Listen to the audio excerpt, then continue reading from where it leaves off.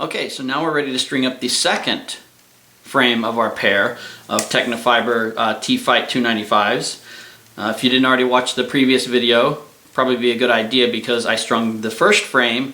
This is a full bed of polyester. We're going to do the same thing on the second racket, still be polyester, a different poly, but the string lengths and everything will be the same. So when I did this frame, I strung it with the short side around the world pattern in the traditional, original manner that it was written up by John, which means I needed to cut extra length. So when I did this racket, I used 3 extra feet of string to do it the original way, to pre-weave that, or to route that short side all the way around and leave that big loop over here. Again, if you haven't watched the video, go watch the video on how this one was strung. So now I'm going to string the second frame using the same pattern, same type of strings, so co-poly, but I'm going to use my normal length that I would use, which is, I did this with 37.5 feet of string, and I made the short side 14.5 feet long, very long.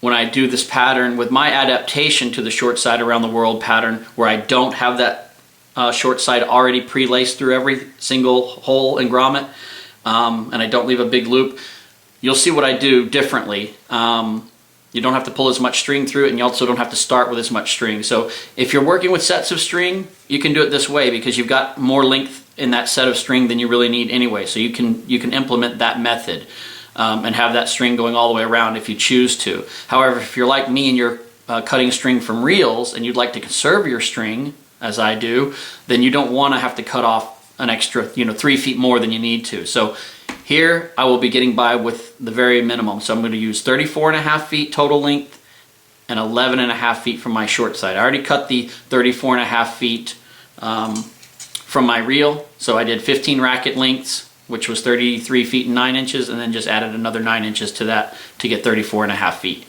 So let me set this down and we'll measure off the 11.5 foot short side. And we're going to string this one at 44 pounds just like the other one, so you'll see how this all plays out. So for my short side to be 11.5 feet, I'm going to use measure off 5 racket lengths plus an additional 3 inches.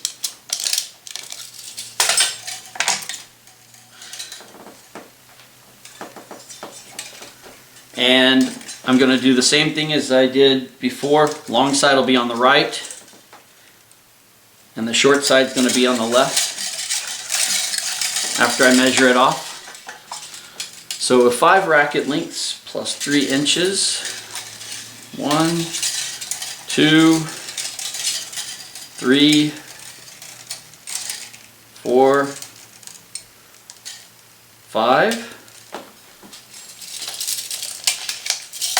plus just an additional 3 inches.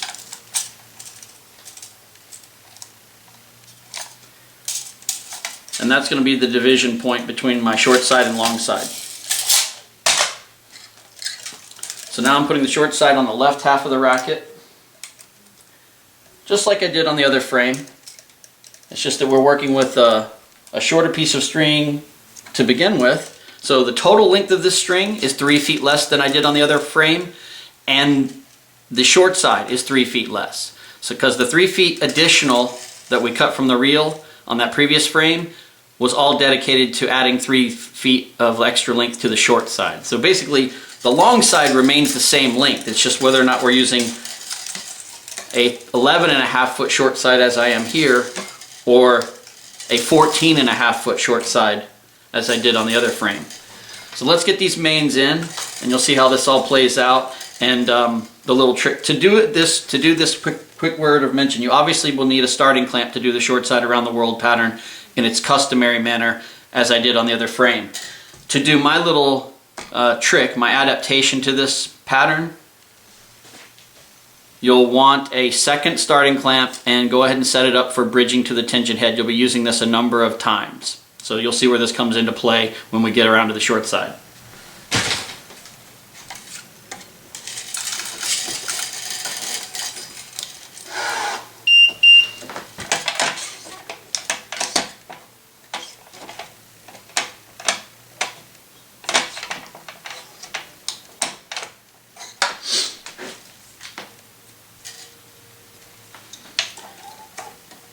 Just like always, this is the Yusuke method of starting the mains.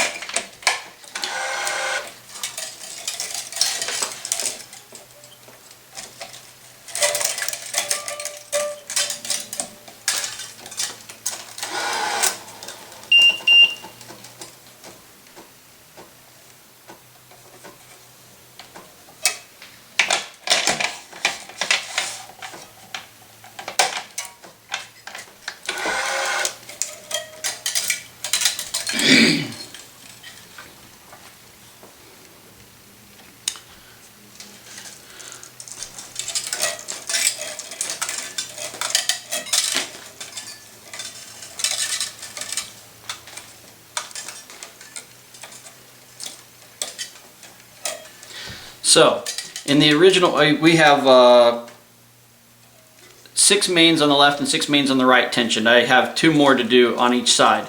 But before I tension the 7th or penultimate main, because of the way it loops, this racket is like a very common pattern. It's 16 by 19, 6 holes in the throat, which means the mains start at the head, which means the mains would end at the throat if you're stringing it 2-piece, hence why we're doing an around the world pattern. And the skips on this racket are 7 and 9 head, 7 and 9 throat. If you are using an 18 main racket that's got 8 holes in the throat and your mains start at the head but your mains still end at the throat because there's 18 mains, and your skips are like 8 and 10 head and 8 and 10 throat, it'd be very much like this this racket in regards to which holes get blocked. So as soon as you tension your penultimate main, in this case it's the 7th, but if your racket has 18 mains, this would be main number 8 and 9 would be going down. When you tension that, you'll block this bottom, the grommets that involve the bottom cross. So in the original version of the way this pattern works, if you watch the previous video how I strung the mate to this frame a minute ago, you go ahead and you take this short side and you pre-weave it through all of these grommets to go all the way around the world, and meanwhile leaving a big huge loop over here to reach the tension head, and that's how you get around having any blocked holes, because this string is already pre-woven. Now when I do it, I don't run the string all the way around like that. I just run it a small portion of the way. So what I do is I do place a ribbon down here so that getting through the bottom grommet, in this case 7 throat, will be easier in just a few minutes, or when we do the around the world portion. So that would be a grommet that would normally be blocked if you don't put a scrap piece of string or a ribbon like this, or you can take the string and put it all the way through there. So what you could do if you don't want to do that is go ahead and take this string before you've applied any tension, is run the 9th main, I'm sorry, this racket has 8 mains, the 8th main down the frame, skipping the requisite holes, so in this case 7 and 9. So this is our outer main here, so you can take this outer main and put it, instead of using the ribbon, you can put it through that grommet, just the tip of it through that grommet before you apply tension, and now that hole won't be blocked. So I'm going to hold that in place so it doesn't come out while I go ahead and apply tension to this penultimate 7th main here. So now, just like before, you hold that main on the outside with a starting clamp, and that's going to be there for quite some time. So this is the big loop that on the previous frame, the original version, where this has to be very, very long. So in my case, once I've tensioned that, I can pull this through. I'm going to leave a very short loop over here instead of a long one. And that's what, later we're going to retension that, but this doesn't have to reach the tension head because we're going to use the additional starting clamp to bridge. And then we'll only have to pull a couple inches of string through the frame all the way around instead of 3 feet of string. So again, watch the previous video if you haven't already, and you'll compare and contrast the methods here. So, so I've got the tip of this string already through there so that hole won't be blocked later. This clamp no longer has to be there because the starting clamp is holding the pressure.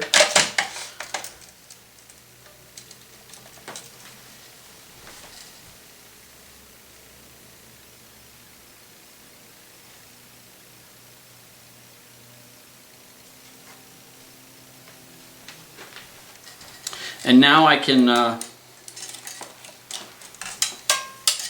before I tension this loop, the 7th main on the long side, same problem. I'll have a blocked hole here.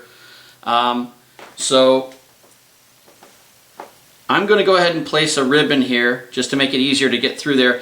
The alternative is, before tensioning this main, which in this case is the 6th main, so while this clamp was up here, after tensioning the 5th main on the long side, and while this clamp was still up here, I could put the 6th main down the frame through there and get this bottom cross, this string right here, I could advance it across the bottom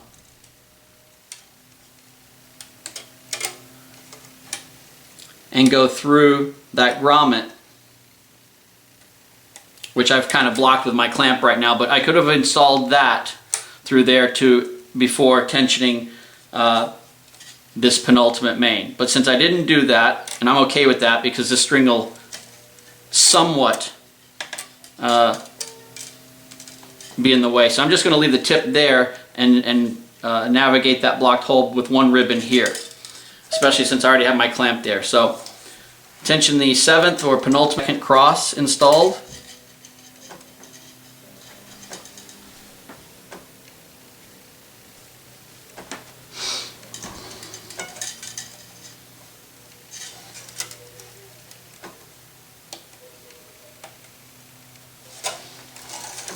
I'm going to pull most of this through.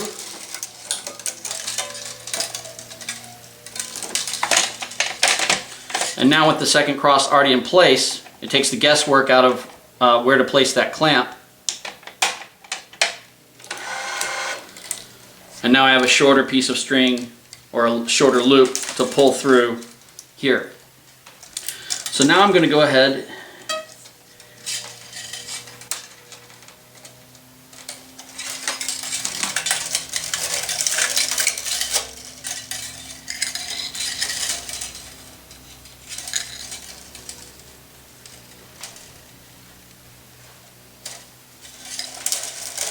and get the finish up installing the second cross here. So there's our second cross. We'll go ahead and pull this short loop through.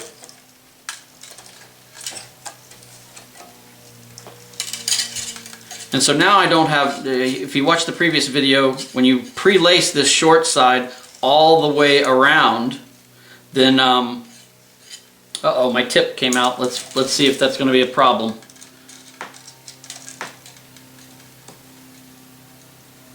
No, there we go.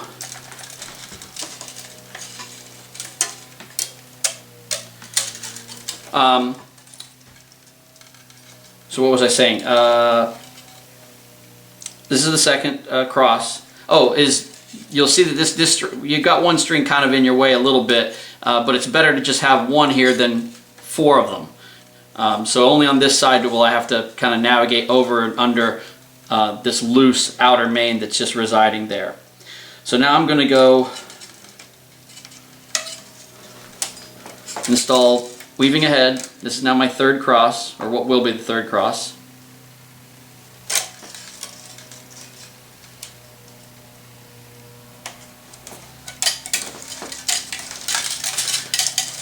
So now it's pretty normal. You're just tensioning your crosses. That's the second one. Now that tension's applied to that, I don't have to have that clamp on there. Everything can run as straight as possible.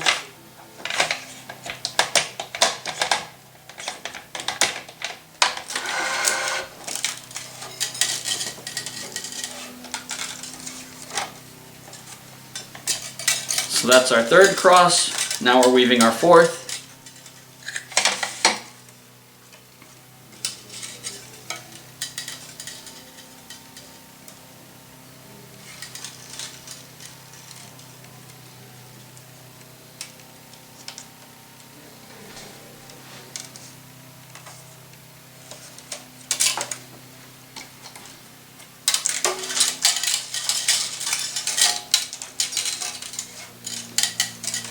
Tension the third, and so on and so on. So you're just going to do all of the remaining crosses working with this long side string. And also I should mention, since the second cross was going this way and looping around to the third, you would normally skip over, there's a grommet in between those two that the outer main is, but because this outer main was already installed through that grommet, that's not a blocked hole. So at the very minimum, you want to make sure that the tip of your short side has entered that grommet before you tension that third cross. But we had already taken care of that, so that's a point to mention there.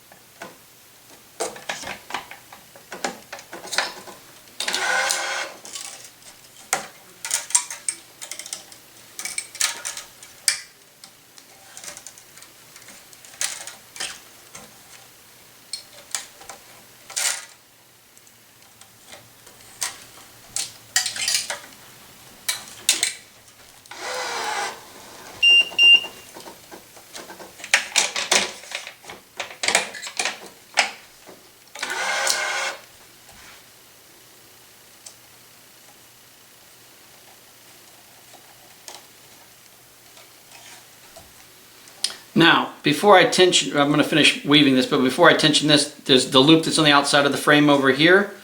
Once it's tensioned, would block the grommet here for the outer main. So before I tension this, what would this be, the 18th cross, because this is the 19th cross. This is now the time where I want to go ahead and get, let me finish weaving this across. But before I tension that 18th cross, I'm going to weave and thread the 19th cross and get it into that grommet over there. So it's just planning ahead a little bit.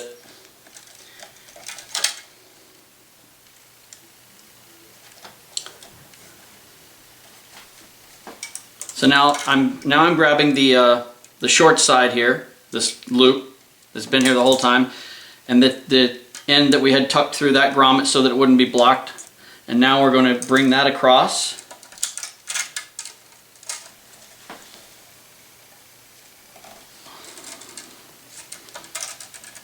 The weaving feels too easy. It feels like I have a misweave.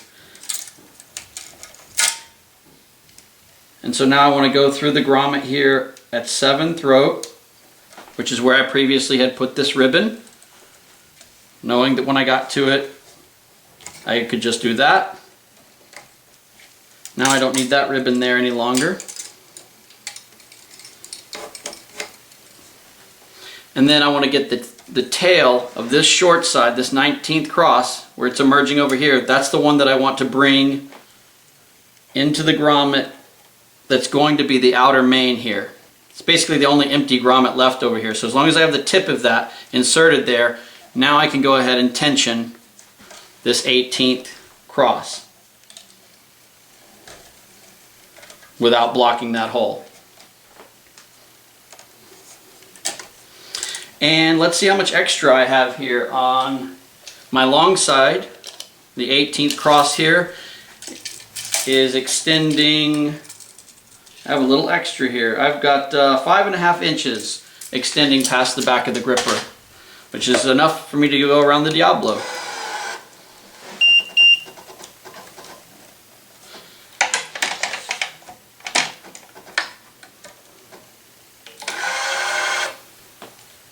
And now I can tie this off now, just like I did on the first frame. I'm going to tie this off here at the designated grommet, which normally would be for a main string if you were stringing this 2-piece. There's a grommet here at 8th throat, and there's a grommet here at 6th throat. The 6th throat is where you'd tie off your bottom cross if you were stringing it 2-piece, and the higher one here at 8th throat is where you would tie off a main. But since there's no knots down there, I have my choice, and since this one's closer and it'll keep things looking very nice on the outside of the frame, I'm choosing to tie off here at 8. This is a Parnell knot.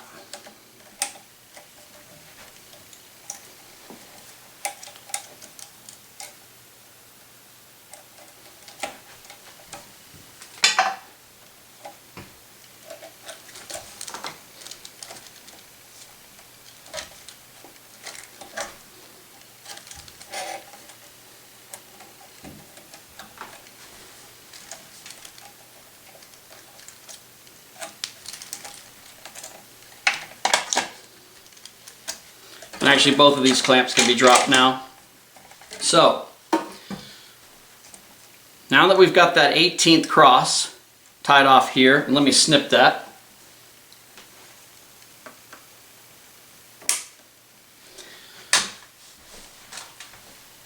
So now comes the portion where you have to deal with the short side. So on the previous racket at this stage, this string, this short side string, was already all the way around the frame.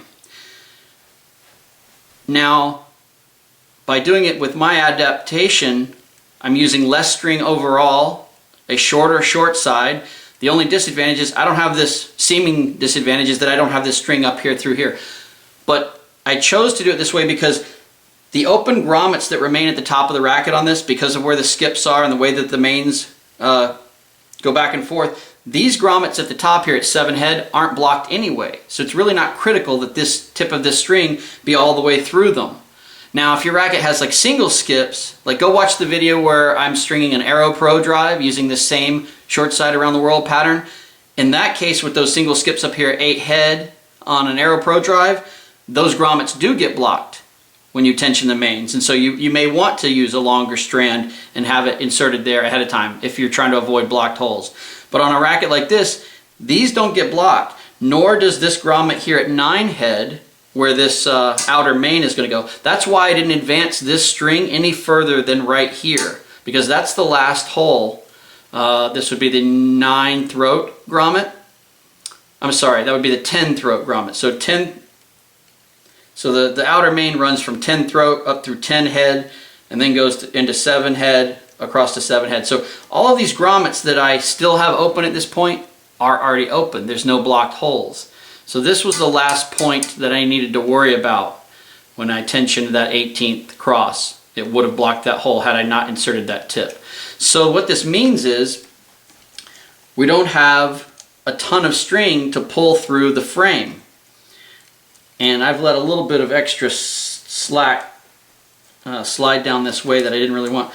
So I'm going to, because my loop up here is up a little bit just so I can grab it with a starting clamp. So this is kind of the position I wanted to be in. Pardon me.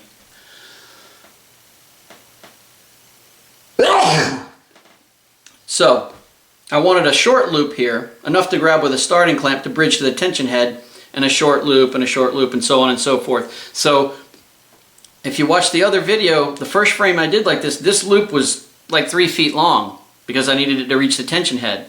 That's not the case here. And then after we tensioned each string, we had to then pull 3 feet of string through, 3 feet of string through, 3 feet of string through. So there'd be more wear and tear on the string. If it's a delicate string, you wouldn't want to do that.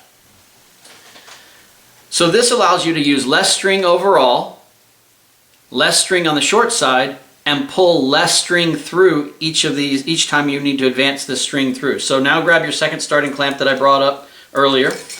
Bridge to your tension head, tension this.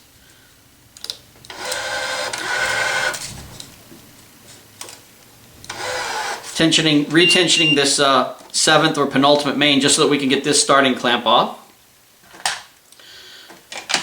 Clamp with your machine clamp.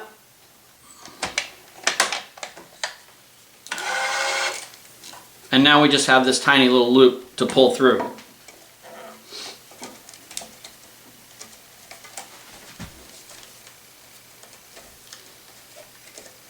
And now we're going to tension this short loop, again with the starting clamp.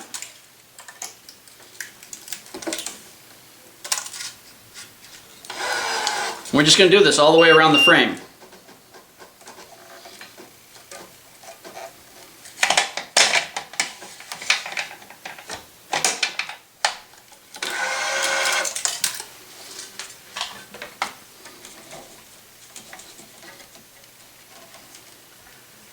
Now here you might have enough of a loop, depending upon how far your tensioner is, to reach that and tension that without pulling the tip out of there.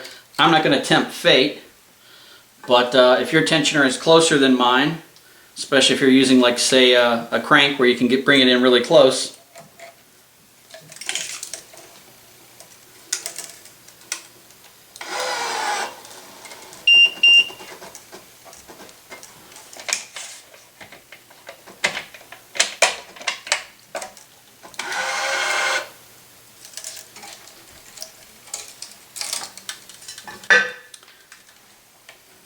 and so now we just have, now I don't consider this weave I'm about to do, I don't consider it a hard weave because I'm not installing a weave opposite two neighboring weaves. For example, let's say like when you do the universal around the world, you've already got this bottom cross tension early on and you're installing all your crosses. And then when you get to the, so if this is the 19th cross and the 17th cross have both been tensioned and now you have to install the 18th cross in between these two share the same weave, yet you're trying to install one in between that's opposite. That's a true hard weave. Putting this in here is almost like installing the bottom cross on any other racket. I don't consider this to be a hard weave at all. If anything, I would call this a semi-hard weave, if you want to call it that. But basically, whatever technique you would normally use on a bottom cross, you can use here. If that's push weaving, so be it. But I always pull weave my bottom couple crosses, and so I'm going to pull weave this so-called semi-hard weave. So here's our open grommet here at 10 head, that as I've already mentioned, will be open and waiting for you. And now we don't need our starting clamp. We've got enough length to reach the tension head.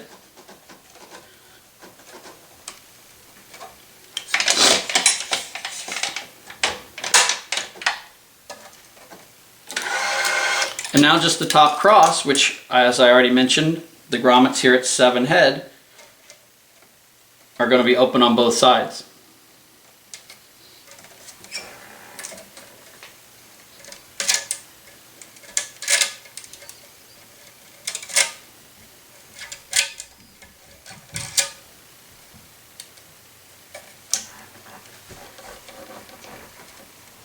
And now look, I have just enough to reach my tension head.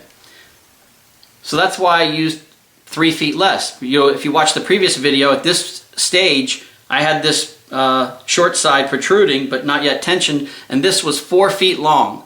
A tremendously long piece, so again, if you're working with sets of string and it doesn't matter, there's nothing, you don't need to be conserving string. They give you more in the pack than you're probably going to need anyway to do this kind of frame. It wouldn't matter if this was 4 feet long, but if you're cutting from reels the way I do, you don't want to be at this point and have a big 4-foot section. You feel like you're throwing away 3-4 extra feet off of your reels. So that's why I use this method, my adaptation of the short side around the world, to use a shorter piece to begin with, a shorter short side, and pull less string around the periphery by using a starting clamp to bridge to the tension head.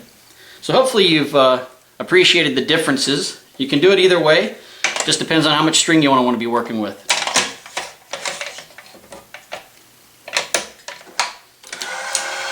And this ties off at 5 head, which is a one of those very nice Tecnifibre features, which is the easy lock eyelets for your tie-offs, so that you don't have to mutilate a normal grommet. These are very robust. So we're just going to tie off this, and we'll be done. A little bit of final straightening, and that's it.